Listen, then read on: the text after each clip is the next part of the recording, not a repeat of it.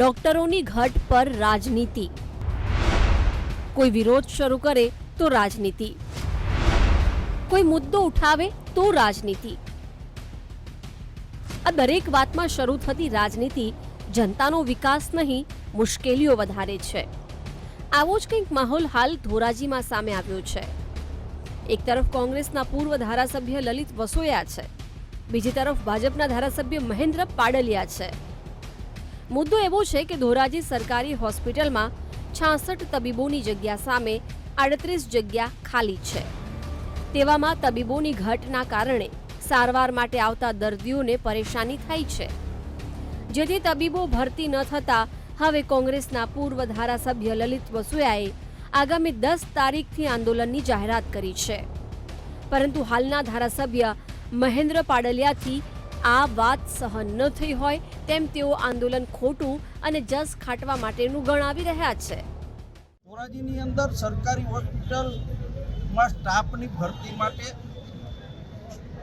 અમે બિનરાજકીય રીતે આગામી રવિવારે ધરણાનો કાર્યક્રમ રાખ્યો છે. ત્યારે સભ્ય મીડિયા સામે આવીને વાહિયાત નિવેદનો કરવામાંથી નવરા નથી થતા. છેલ્લા 1 વર્ષથી આ સ્ટાફની ભરતી નથી થઈ અને મીડિયા સામે આવી અને આ મુદ્દાને રાજકીય મુદ્દો બનાવવાની જે પ્રયાસ કરી રહ્યા છે, શરમજનક પ્રયાસ છે અને એના ધોરાજીની જનતા આગામી રવિવારે જવાબ આપશે.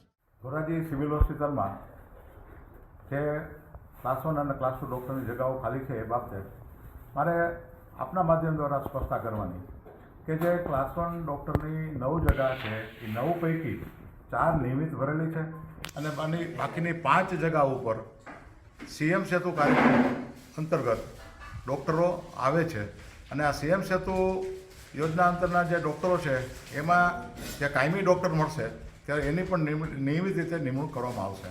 બાકી ક્લાસ 2 જે ડૉક્ટર છે મેડિકલ ઓફિસર એમાં 4 જગ્યાઓ છે. 4 પૈકી 1 જગ્યા નિયમિત ભરેલી છે, બાકીની 2 જગ્યા ઉપર પ્રતિ નિયુક્તિથી રાજકોટની હોસ્પિટલથી સેવા બજાવે છે.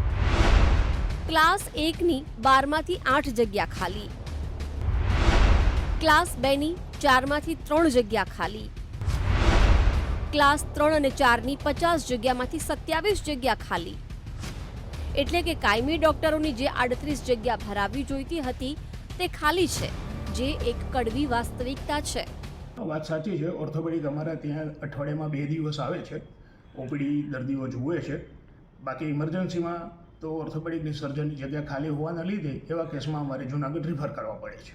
ઇમરજન્સીમાં મેં આપને કહ્યું કે ફૂલ ટાઈમ સર્જન છે, ઓર્થોપેડિક સર્જનની જરૂરિયાત હોય અને ઇમરજન્સીમાં ડૉક્ટર એ 2 દિવસો દરમિયાન હોય ત્યારે તો સેવા આપે છે, બાકીના દિવસો ખાતે અમારે એને છૂટકે રિફર કરવા પડે છે.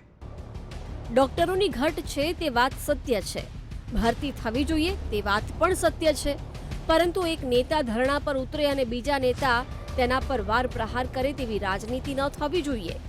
ઘટ છે તો તેની પૂર્તિ થવી જોઈએ. અહીં એક વાત તો સ્પષ્ટ છે કે ડોક્ટરોની ઘટ સામે સરકારને પૂરતા ડોક્ટર નથી મળતા અથવા તો ભરતી કરવામાં રસ નથી. Vikramsinh Chudasama, VTV news, Dhoraji.